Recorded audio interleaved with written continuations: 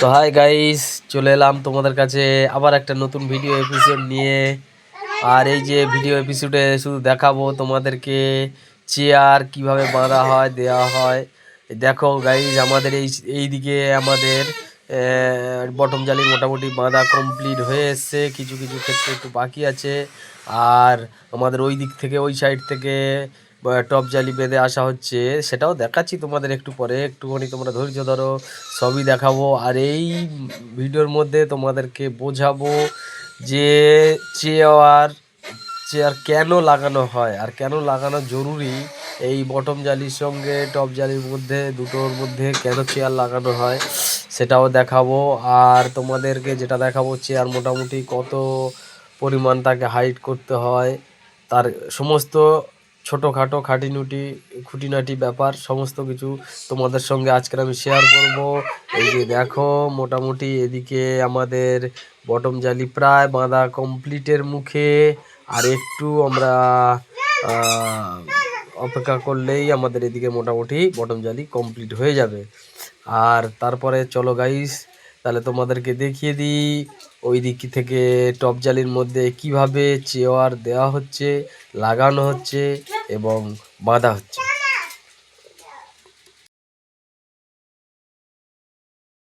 আমার দেখাবো যে আমার ভিডিওর মধ্যে যে থাম্বনেল দেওয়া আছে তাতেই দেখে বুঝে গেছো তোমরা যে আমার ভিডিওর মেন টপিকটা কি। আর বেশি দেরিও করব না, যেহেতু এই আমাদের ভিডিওটার মধ্যে দেখিয়ে দেবো যে চেয়ার কেন লাগানো হয়, আর লাগানো জরুরি কতটা, আর চেয়ার লাগালে আমাদের উপকার কি হয়, আর কত মিলিমিটার মোটামুটি ঢালাই কাস্টিং হলে তার মধ্যে কত মিলিমিটার চেয়ার দেওয়া হয়।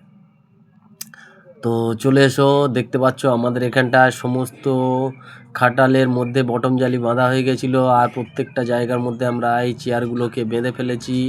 এই চেয়ারগুলো গাইস বাঁধার মেন কারণ হলো যে টপ জালি আর বটম জালি, যে আমাদের দুটো জালি হচ্ছে দুটো লেয়ারে, এই জালি দুটোর মধ্যে ডিস্টেন্স যেন ঠিকঠাকভাবে থাকে। কারণ কাস্টিংয়ের সময় অনেক সময় মশলা দেওয়ার পরে এটা চেপে যায়। এই যে চেয়ার দেখতে পাচ্ছ তোমরা, এই চেয়ারটার দেখো বটম জালির মেন রডের সঙ্গে এই চেয়ারের পাগুলোকে বেঁধে দেওয়া হয়েছে এবং তার চেয়ারের উপরটা টপ জালির সঙ্গে বেঁধে দিয়েছি। চেয়ারটা মোটামুটি আমাদের 350 মতো আছে, 350, কিছু কিছু চেয়ার 400 মিলিমিটার লম্বা।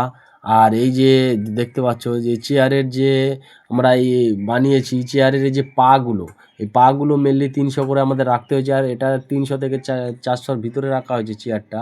আর এই চেয়ারের থিকনেস মোটামুটি আমাদের 30 থেকে 35 মিলিমিটার আছে। আর এই পাগুলোকে এভাবে টানা হয়েছে, দেখো ভাই গাইস, যে যাতে ওটা সুন্দরভাবে বটম জালির সঙ্গে সেটিং হয়ে বসতে পারে। আর বসার ফলে কি হবে, তাহলে আমাদের টপ জালির যেটা ফেলা হবে সেটা ওর সঙ্গে সুন্দরভাবে বাঁধা হবে যাবে এবং সেটিং হয়ে বসে থাকবে। আর 100 কাস্টিং হলে মিনিমাম 30 মিলিমিটারের থিকনেস মানে হাইটে চেয়ারটাকে আমাদের দিতে হয়। এই যে ফারুক ভাই চেয়ারগুলোকে সুন্দর করে বাঁধছে। আর এই দেখতে পাচ্ছ আরও এক মিস্ত্রি দাদা এগুলোকে বেঁধে দিচ্ছে। আজ তবে ভিডিও এই পর্যন্তই।